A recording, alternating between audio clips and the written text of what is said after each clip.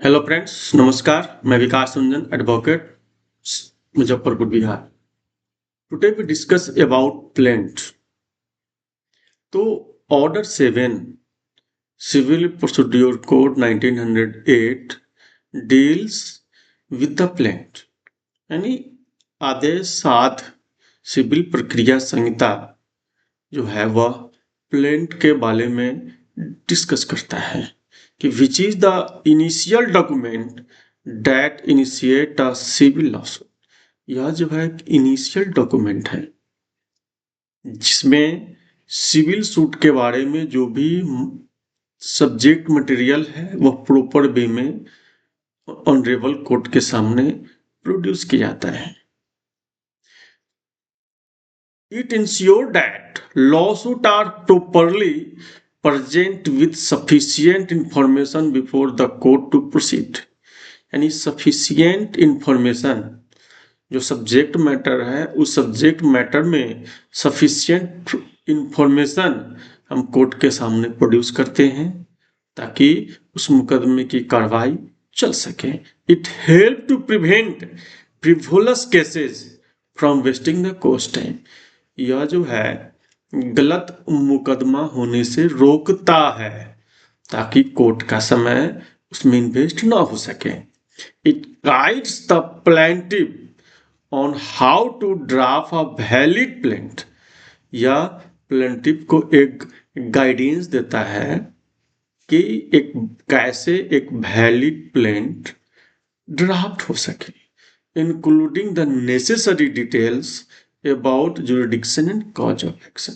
जो जुरिडिक्शन और cause of action से जुड़ा हुआ मटेरियल है। यानी प्लेंट जो है किसी भी सिविल लॉ सूट में प्लेंट में हम सब्जेक्ट मैटर को प्रॉपर वे में ड्राफ्ट कर कोर्ट के सामने हम लोग प्रोड्यूस करते हैं।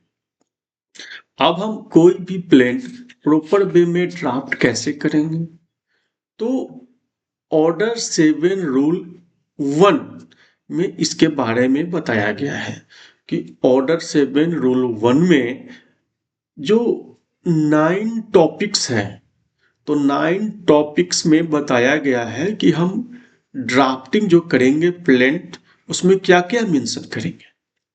तो 9 टॉपिक में जो नंबर 1 टॉपिक बताया गया है उसमें बताया गया है कोर्ट का नाम मेंशन करेंगे कि जो बाद जिस कोर्ट के जुरिडिक्शन में आता है, यानी कोई भी लिटिगेशन जिस कोर्ट के जुरिडिक्शन में आता है उस कोर्ट का नाम और डिटेल हम लोग मेंशन करते हैं। यानी name of the court in which the suit is brought, यानी जहां हम लोग मुकदमा दायर करते हैं उस कोर्ट का नाम हम लोग मेंशन करते हैं। उसके बाद the name, description and place of residence of the plaintiff. उसके बाद हम प्लेंटिफ का नाम, उनका डिटेल हम लोग मेंशन करते हैं। उसके बाद the name, description and place of residence of the defendant so far as they can be ascertained. उसके बाद हम लोग डिफेंडेंट के बारे में हम लोग डिटेल मेंशन करते हैं। फिर वेयर द प्लेंटिफ और डिफेंडेंट इज अ माइनर और a person of unsound mind, a statement to that effect. उसके बाद अगर प्लेंटिफ या डिफेंडेंट में कोई एक माइनर है तो उसके लिए हम लोग एक स्टेटमेंट उसमें हम लोग मेंशन करते हैं। The fact constituting the cause of action when it arrows, यानी कॉज ऑफ एक्शन जो एरोज होते हैं उसके बारे में हम लोग मेंशन करते हैं, उसका सब्जेक्ट मैटर हम लोग मेंशन करते हैं। The fact showing that the court had jurisdiction, जिस जुरिडिक्शन में कोई भी फैक्ट यानी कोई सब्जेक्ट मैटर एरोज होता है उसके बारे में हम लोग मेंशन करते हैं। The relief which the plaintiff claim, plaintiff जो रिलीफ चाहते हैं, जो रिलीफ वो चाहते हैं उसका क्लेम करते हैं।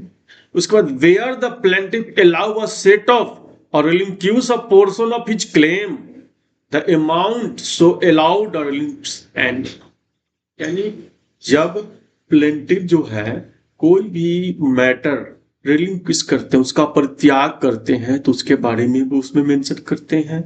Statement of a value of subject matter of the suit for the purpose of jurisdiction and of court fee so far as the case admit.